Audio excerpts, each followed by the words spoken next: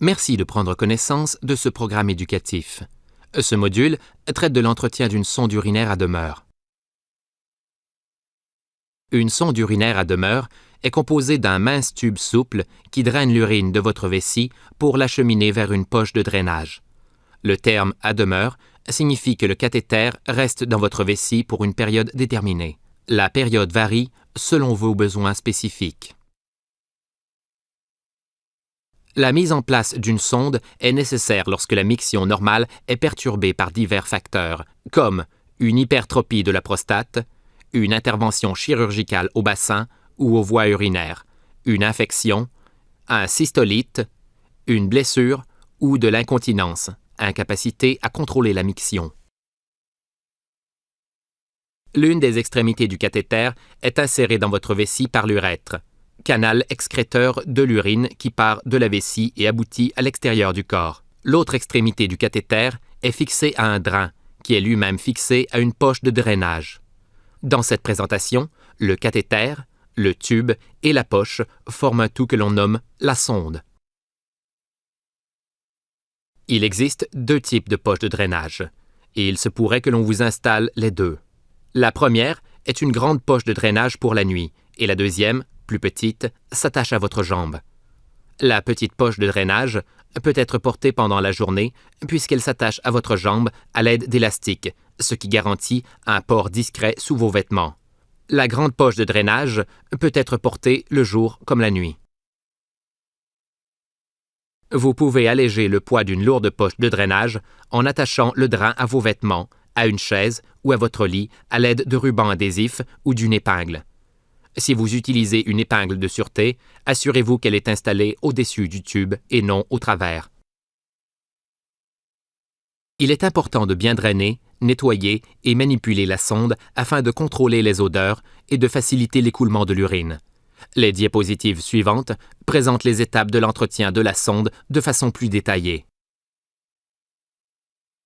Premièrement, il est important que l'urine s'écoule librement dans la poche de drainage.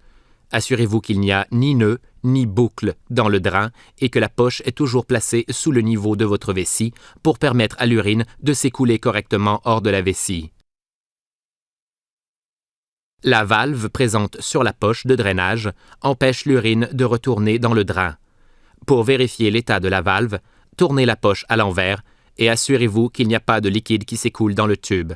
Jetez la poche si la valve est défectueuse.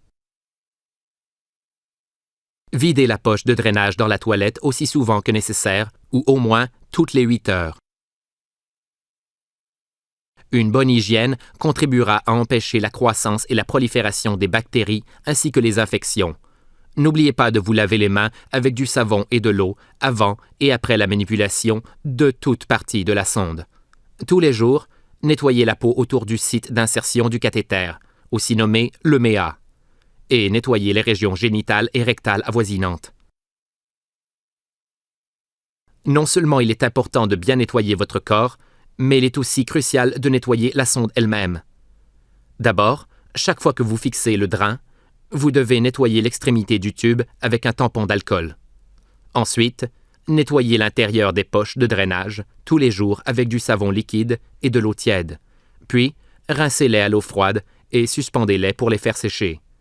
Vous pouvez aussi nettoyer l'extérieur de la sonde aussi souvent que nécessaire. Afin d'éliminer les odeurs provenant de la poche de drainage, rincez la poche avec une solution composée d'un quart de tasse de vinaigre mélangé à une tasse d'eau.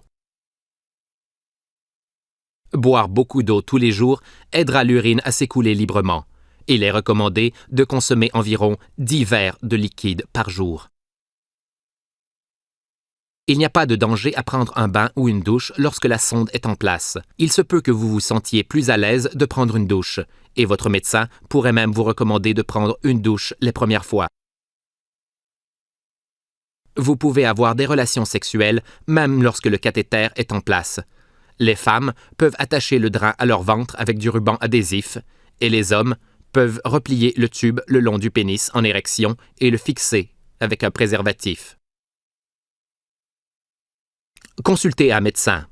Si vous faites de la fièvre, si vous avez des frissons, si vous ressentez des douleurs au dos, aux côtes ou à la vessie.